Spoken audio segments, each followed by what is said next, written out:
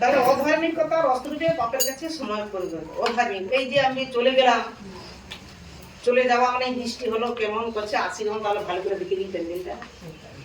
এই যে তোমার মধ্যে শয়তানটা কিন্তু প্রবেশ করলো। এই যে অধার্মিকতাটা কম বেশি যাই হোক, ভুলটা ভুলি, আর অধার্মিকতাটা অধার্মিকই। সে একটু হলেও বিষ আর বেশি হলেও বিষ। বেশি হলে সঙ্গে সঙ্গে কাজ করবে, আর অধার্মিক শয়তান তোমার মধ্যে দিয়ে তোমাকে তুলে তুলে খাবে। সেইটা বলছে সমর্পণ করে না, কিন্তু আপনাদিগকে মৃতগণের মধ্যে হইতে জীবিত জানিয়া ঈশ্বরের কাছে সমর্পণ করো। হ্যাঁ, বলছে কিন্তু আপনাদিগকে মৃতগণের মধ্যে হইতে।